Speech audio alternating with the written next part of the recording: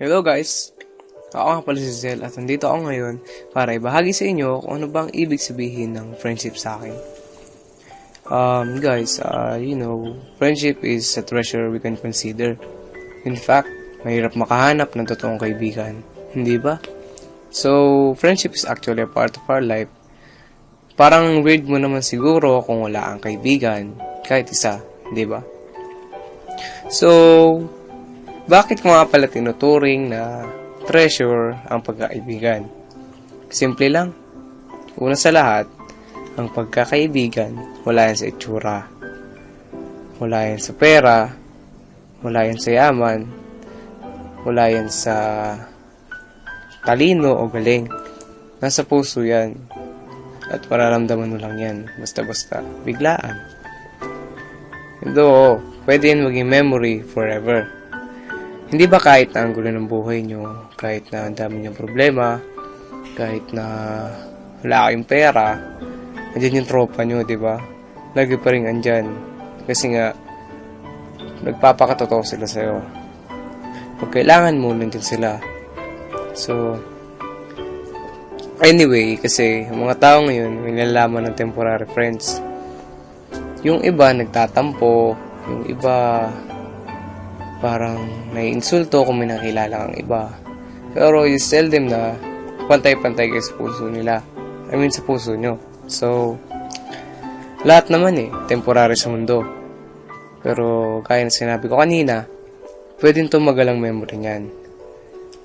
Kaya sa akin, talaga, ginagawa akong kayamanan ng pagkaibigan. Hindi ba? Ako, ayoko nakikitang winabastos o sinasaktan ng mga kaibigan ko. Ayoko nag-aaway ng dalawa kong kaibigan, lalo na kung close talaga sila sa akin. Kasi ayoko din naman ng gulo. Ako, neutral lang ako sa kanila. Palagi. Hindi wala akong kinakampihan. Para bang sinasabi kong bahala kayo sa buhay nyo. Pero, not in a way na harsh. Parang, sabihin ko, magbati naman kayo. Basta wala kami dyan. Hindi kami dawit. Pero kung kailangan nyo kami, nandito lang kami, makikinig lang. So, payo ko, neutral lang talaga. Huwag kayo magsasalita laban sa isa kasi sigurado o magkaagulo at iipit kayo sa gulo. So, ang kaibigan, hindi naman talaga actually magtatagal yan kung wala kayong similarity o parang wala kayong nagustuhan parehas, wala kayong experience sa pinagdaanan, o kaya walang saya na nakita nyo. Wala kayong saya na nakita sa isa't isa. Hindi yan naabot sa katotohanan kasi yung tendency niyan, plastikan. Hindi po ba? So, wala rin niya sa gender. Ako, siguro may 5 akong babaeng kaibigan na ka-close ko talaga. Hindi naman talaga actually masama o nakakahiya ang pagkakaroon ng ka-close na babae. In fact, pwede na yun maging way para maintindihan mo mga babae. Parang sa inyo ding mga babae, di ba? Pwede nyong gawing way yung mga lalaki. Kaibigan nyo para maintindihan nyo. Girls, hindi nyo maiintindihan mga lalaki kung wala kayong kaibigan lalaki.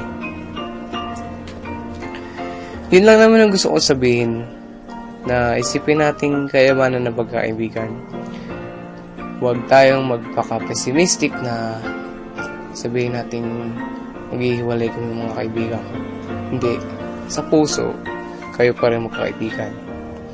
Huwag niyong isipin na mawawalan kayo ng kaibigan, na maghihiwalay kayo.